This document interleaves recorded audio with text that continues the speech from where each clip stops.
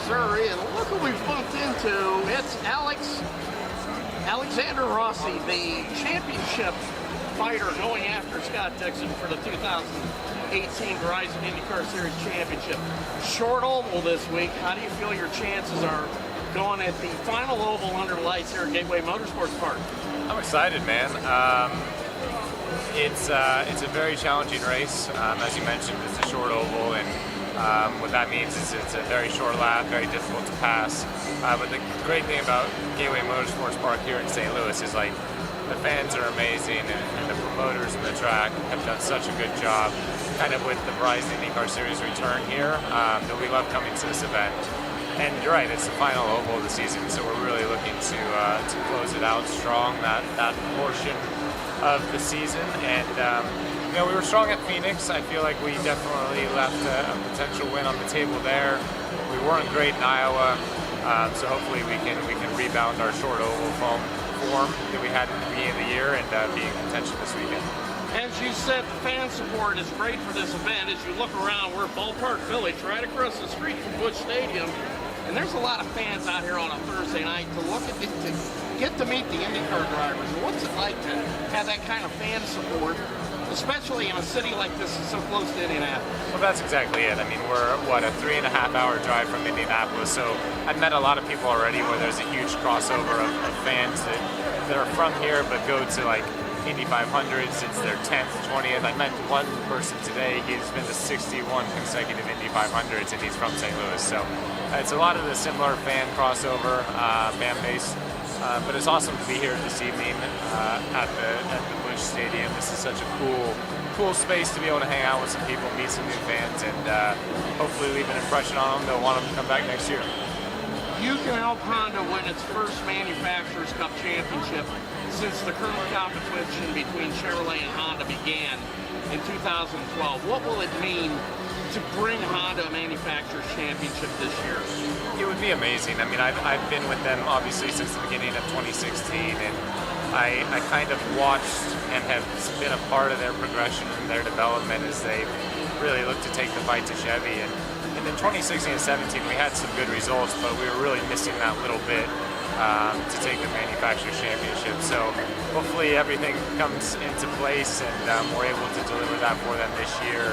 As you said, it'll be their first one since they've been competing against Chevrolet. So it would be a great thing to be a part of it, and I look forward to celebrating that with them in the future. Your 3 wins this year have not only been victories, they've been dominant. You dominated at Long Beach, you dominated at Mid-Ohio, and you led 180 laps and 200 laps at Pocono. What is it about the races that you win? You not only win them, you really take charge. I don't know, man. I don't know. We've really focused on our Sundays, especially lately. I feel like in the middle part of the season, we had a fast race car, and we just weren't executing come race day. So we kind of reset after Toronto, and are really just trying to put our best foot forward to hopefully have something for Scott. So I have a great group of people around me. The 27 Napa Andretti Honda team is awesome, and we have a very good opportunity here, but a lot of hard work in front of us still. Now, of course, you've said Scott Dixon is the benchmark. He's got a 29-point lead, 3 races to go. The last race, a double points race. But you're going to have to fight and scratch and claw for every point you can get with him. How big of a challenge is it going to be? Massive challenge, but we can't look at that globally quite yet. We just need to focus on this weekend. We need to focus on practice and qualifying tomorrow, and just building a good race car. And hopefully, come Saturday, we're able to gain some points on him. Whether it's 1 point or 10 points, it doesn't really matter. We just can't lose any ground, and then go try and do the same thing in Portland and Sonoma. And of course, the community has been giving a lot of its best wishes to Robert Wickens. I'm sure it tempered the victory a little bit for you because you and him know each other so well. What's your latest thoughts that you can pass along to him, and how encouraged are you to, how much does it help you to get back in the race car after what happened last Sunday? Man, the only thing that is on my mind is obviously his well-being and constant prayers for him and his family. So, yeah, as you said, it's a very hard thing to see happen to a friend of yours, but really anyone in the series. So we're all thinking of Robert, thinking of his family, and wish him the very best.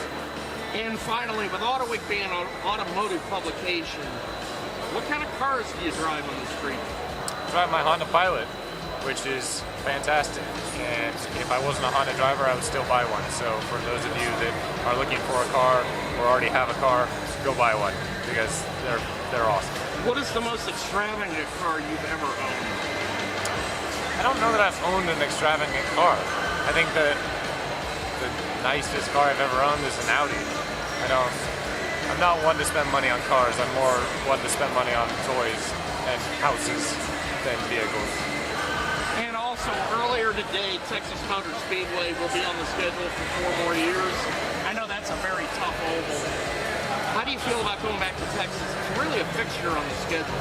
Yeah, you're absolutely right. It's a fixture on the schedule. It's been there for so long, and there's so much history there. And it's great to see continuity in the Verizon IndyCar Series calendar, and I look forward to seeing more of the 2019 schedule come out in the coming weeks and months. Okay, Alexander Rossi, thank you for joining us here at Autoweek. My pleasure. Thanks, guys.